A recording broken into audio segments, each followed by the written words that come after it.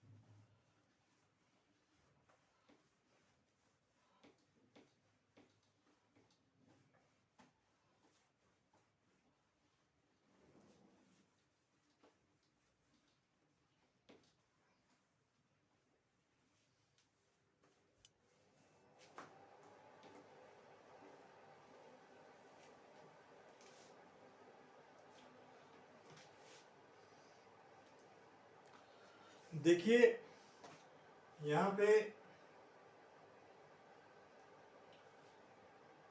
Total number of mole जो है 0.5 मोल आए।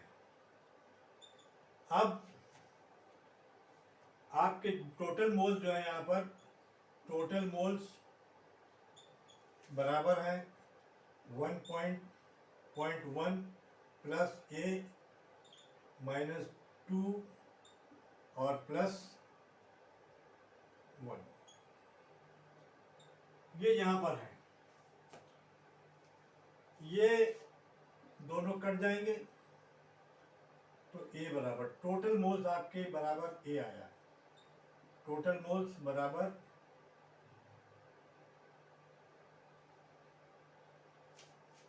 बराबर ए आया। अब यहां पर देखिए आपके मोल है 0.1, ए 0.2, 1। यहां पर आपने जो है ए की वैल्यू आप रख देते हैं। यहाँ पर ए की वैल्यू जो है ए बराबर यहाँ पर हमारा ए जो है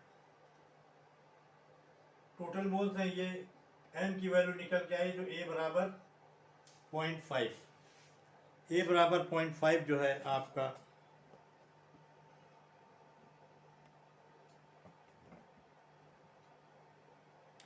ए बराबर 0.5 आया आपका। अब यहाँ पर टोटल मोल जो है 0.1 ए 2 और आपके पास ये। अब यहाँ पर देखिए 0.1 ए की जगह आप 0.5 रख दीजिए, ये 0.1। आप जब इसको आप जोड़ते हैं तो देखिए यहाँ पे निकल के आया 0.1, 0.3 और 0.1। ये आपका टोटल 5.5 मोल हो जाते हैं। अब आप जो है ये निकल कर आया है तो अब आप जो है क्या बोलते हैं कि जब ये निकल कर आया है अब आप गैस के पार्शियल प्रेशर निकाल सकते हैं। गैस का पार्शियल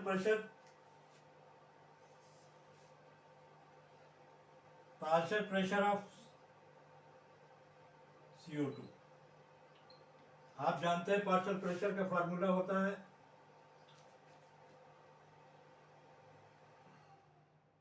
मोल फ्रैक्शन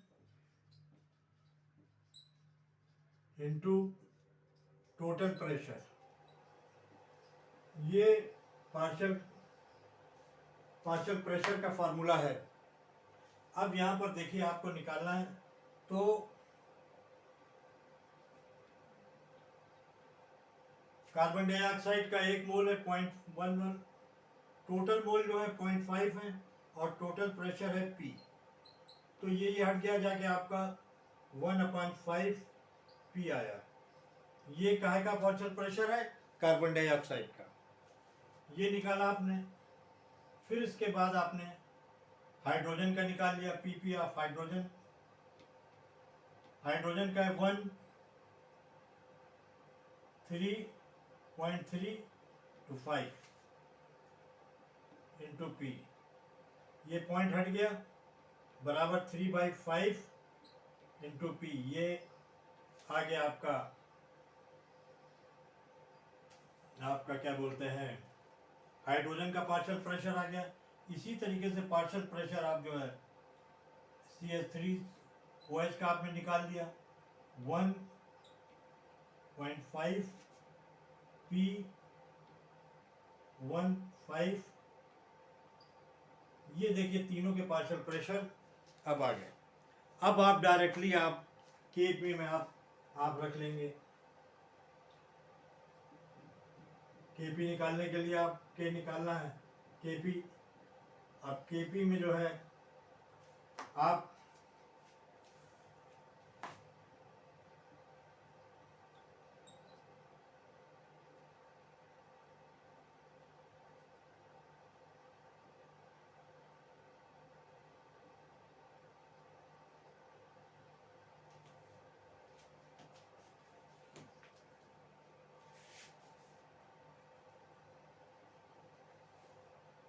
Kp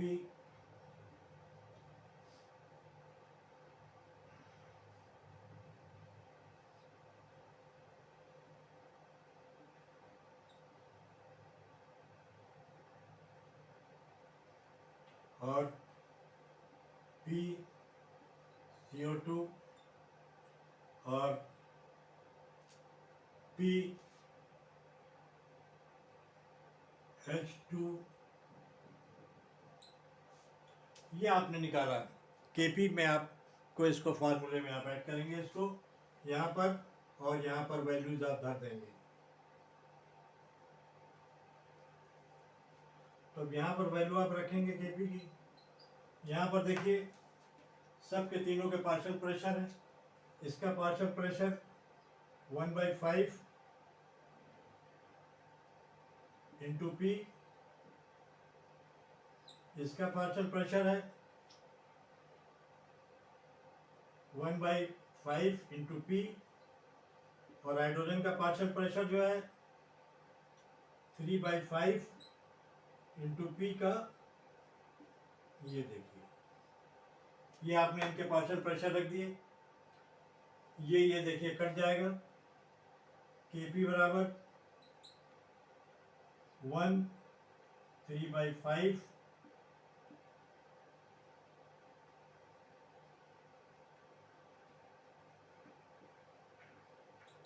ये आ गया, इसका होल स्क्वायर हो गया। और इसको आप इस तरह लिख सकते हैं 3/5, इसका अलग रूट ले लीजिए, इसका स्क्वायर अलग लगा दीजिए, इसका अलग लगा दीजिए। अब देखिए Kp बराबर 9/25 पी का स्क्वायर, ये देखिए आया। अब इसको हमने पलट दिया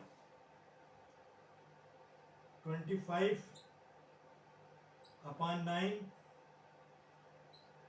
और ये पी का स्क्वायर। पी के स्क्वायर की जगह आपके Kp और बराबर 25/9 4.92 का स्क्वायर। ये आपकी जो है Kp में वैल्यू दी है। तो यहाँ पर ये देखिए, ये अल्फा बराबर जो है Kp,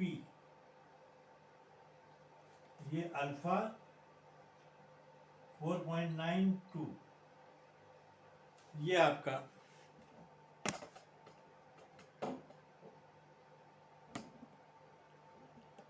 ये आपकी वैल्यू,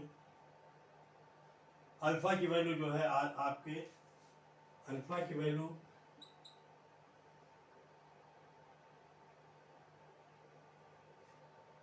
25/9, ये आपका आंसर है। ये आपका क्या है? ये आपका आंसर है। ये आपका आंसर है। मुझे उम्मीद है कि आपको न्यूमेरिकल समझ में आएगा। थोड़ा बड़ा है, लेंदी है, लेकिन आपके बहुत काम का है। इसको 1-2 दफ़े आप प्रैक्टिस करें और कमेंट करें अगर अगर आपको कोई प्रॉब्लम है। मैंने पूरी कोशिश की है इसको समझाने की। Okay, thank you.